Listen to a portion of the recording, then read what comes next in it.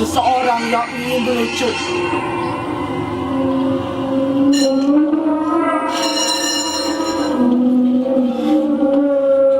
Tapi sama sekali tidak lucu.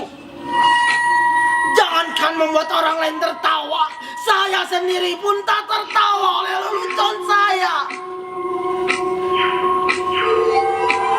Mungkin kalian menyangka menjadi badut adalah pekerjaan yang paling gampang. Tinggal bertingkah kocak, orang pun akan tertawa. Bila kalian menjadi saya, kalian akan mengerti. Tak gampang membuat orang lain tertawa, apalagi ketika kamu sedang tidak ingin tertawa.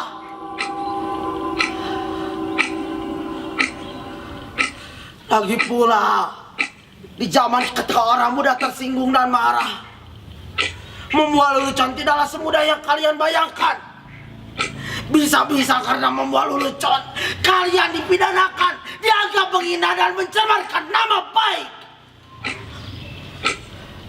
Kawan baik saya yang seorang pelawak itu, dia dipenjara karena membawakan lelucon yang kemudian dianggapnya menghina. Dia bercerita tentang seseorang yang memanjat pohon kelapa, dan di atas pohon kelapa itu orang itu mengumandangkan adzan subuh. Tentu saja itu membuat gempar seluruh kampung. Kemudian orang-orang berbondong-bondong menghampirinya, menghujatnya, dan bahkan ada yang ingin membunuhnya.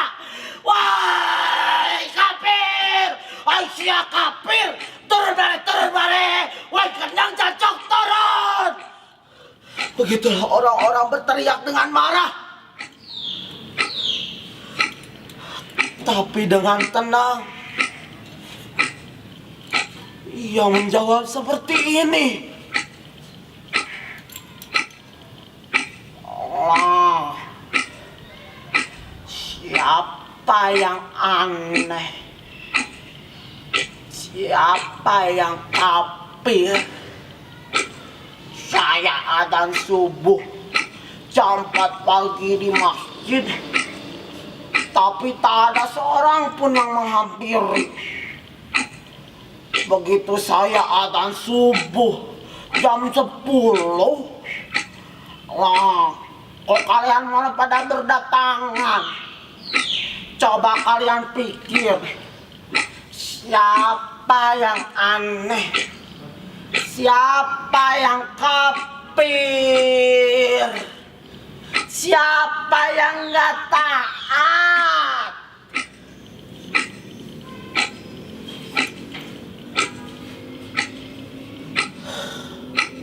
Orang kau jadi gampang mengkafirkan.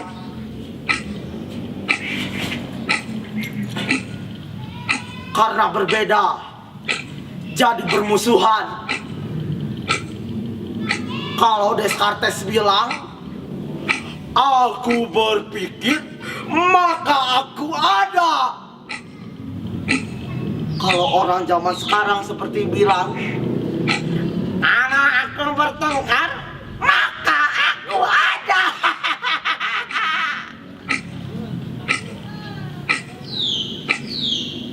Pertengkaran menjadi komoditi, diperjualbelikan, bahkan seringkali dibenarkan atas nama keyakinan. Ayat-ayat digunakan untuk kepentingan suatu kekuasaan. Saya menjadi badut meneruskan pekerjaan ayah saya. Dulu ayah saya juga seorang badut.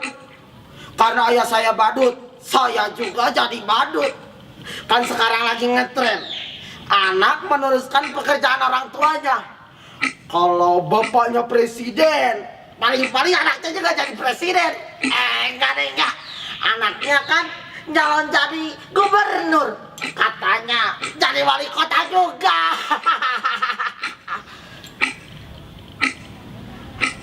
Kok aku jadi malah ngomong aneh ngelantur gitu? Nanti malah aku yang ditangkap. Sudah. Kata bapak saya penghasilannya lumayan. Makanya Sekarang itu badut dan pelawak itu malah kalah lucu kok sama politikus.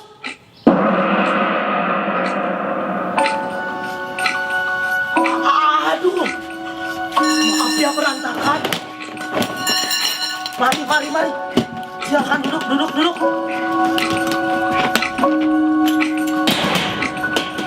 Kamu mau makan atau mau minum? Syukurlah. Sebenarnya aku tidak punya apa-apa. Tapi kalau kamu mau, bisa pesen kok di GoFood. Tapi kamu yang bayar ya.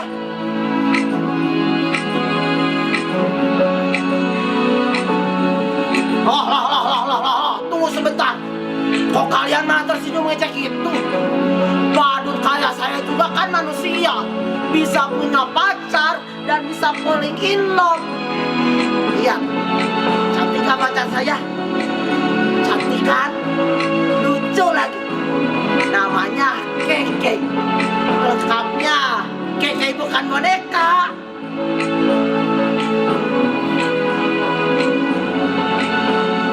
Terima kasih ya, kamu sudah mau datang. Terima kasih ya, kamu sudah mau menemui saya. Kamu pasti kangen kan? Sebenarnya saya juga. Kalau kata Dilan, rindu itu berat. Kamu gak akan kuat. Biar aku saja. Kamu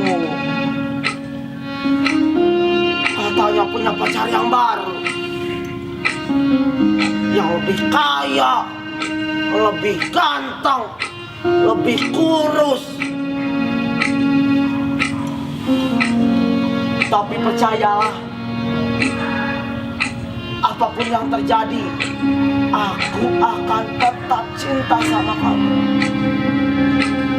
Aku berani sumpah, I love you, I need you,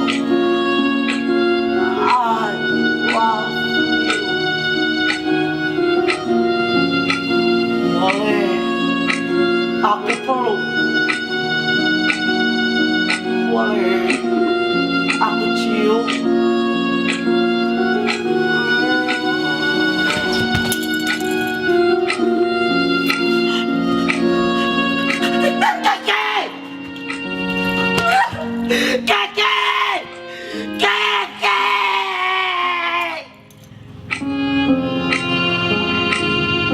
Ternyata itu cuma khayalan aku saja. Coba kalian bayangkan betapa sianya saya. Sudah saya jadi badut, jomblo pula. Nasib saya memang benar-benar ambiar.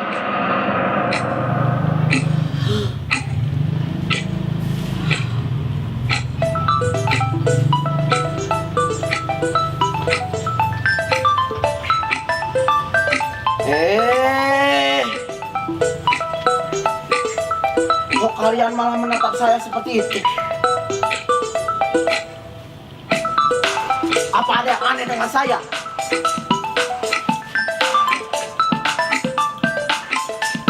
Nasib memang aneh. Nasib selalu mempunyai kejutan-kejutan yang tak pernah saya duga. Lihat penampilan saya, begitu keren dan perlende kan? Ini penampilan saya jadi bagus. Tapi saya tak pernah membayangkan seperti ini. Barangkali inilah takdir saya. Suatu hari saya diminta untuk mengisi hiburan pada suatu kampanye partai. Menurut saya penampilan saya biasa-biasa saja. Tapi entah kenapa orang-orang kok jadi tertawa terbahak-bahak. Padahal ya, saya hanya menjentikan jari saya seperti ini, orang-orang tertawa. Saya hanya menggoyangkan bokong saya seperti ini, orang-orang tertawa. Bahkan ketika saya hanya berdiri diam seperti ini, orang-orang tertawa terbahak-bahak. Mereka tertawa karena penampilan saya yang bodoh dan tolol. Sungguh saya tak pernah sebodoh dan setolol saat itu. Lalu pimpinan partai itu malah mendatangi saya, menjabat tangan saya, memuji-muji saya. Katanya saya ini orang yang karismatik, dan itulah kekuatan seorang pemimpin. Ia seperti bilang pada saya,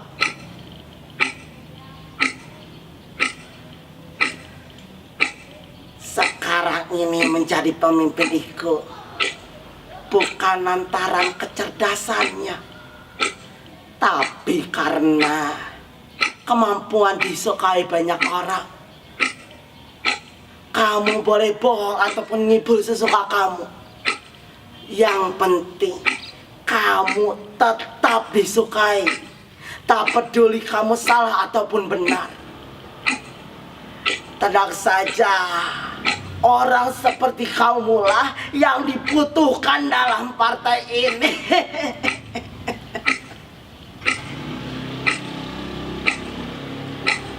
Padahal ijazah pun saya tak punya.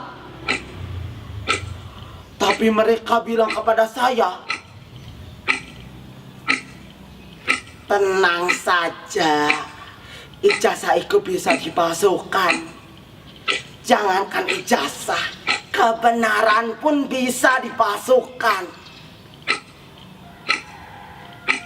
Kemudian mereka mendandaniku necis seperti saat ini, didaftarkan ikut pilkada. Padahal saya sendiri gak tahu bedanya antara pilkada dengan PKB. Katanya PKB gak boleh coba-coba buat anak, tapi kalau pilkada boleh coba-coba buat anak kok. Makanya sekarang itu banyak anak pejabat dan para pemimpin yang coba-coba ikut pilkada. Dan kalian tahu betapa sialnya saya. Saya menang dalam pilkada itu. Barangkali memang zaman sudah gila. Mereka memilih saya karena saya dianggap bisa melucu dan membuat mereka hidup semakin bahagia. Ketika saya menjadi badut, saya tak pernah membuat orang lain tertawa. Tetapi ketika saya menjadi pemimpin, berkali-kali membuat orang lain tertawa. Dan itulah betapa sialnya saya.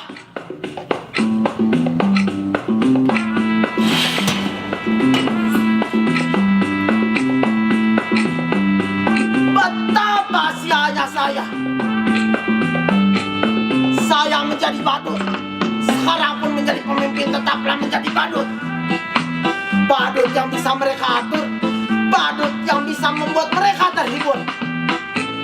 Dan itulah apa yang saya maksud.